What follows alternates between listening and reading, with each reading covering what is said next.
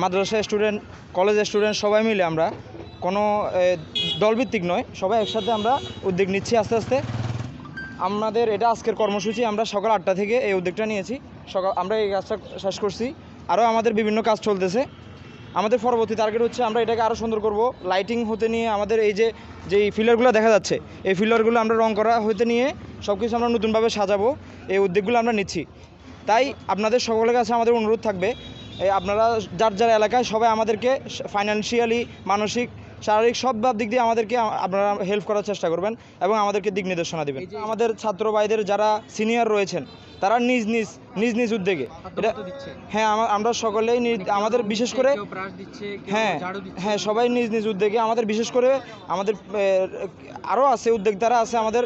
ইনশাল্লাহ আমাদের টার্গেট আছে রেমিটেন্স যে সমস্ত যোদ্ধারা আছে তারাও আমাদের এলাকার যে কৃতি সন্তানগুলো তারাও আমাদের পাশে দাঁড়াবেন।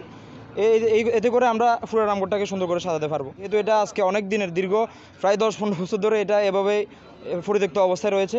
এগুলো আমরা একটা করে পরবর্তী ধাপে এগুলো ক্লিয়ার করব। কতজন এখন নিয়োজিত আছে? নিয়োজিত এটা আমাদের এটা তো আমরা কোনো আলাদাভাবে কোনো দল নয়, আমরা হচ্ছি সাধারণ ছাত্র জনতা। তাহলে আমি বলবো এখানে আমি কোনো সংখ্যা বলবো না, বলবো যে আমরা সবাই ছাত্র সবাই। হ্যাঁ, নতুন যোগ হচ্ছে। মনে করতে পারেন আমাদের প্রথম ধাপের কাজগুলো হচ্ছে উৎসাহমূলক, যাদের সবাই ছাত্ররা আরও আসে আমাদেরকে হেল্প করে। ইভেন ছাত্রদের পরে আমি বলবো আমাদের গার্ডিয়ান সমস্ত সব ধরনের লোকরাই আমাদেরকে হেল্প করবে। এটাই হচ্ছে আমাদের, সবাই আসতে পারবে। জি।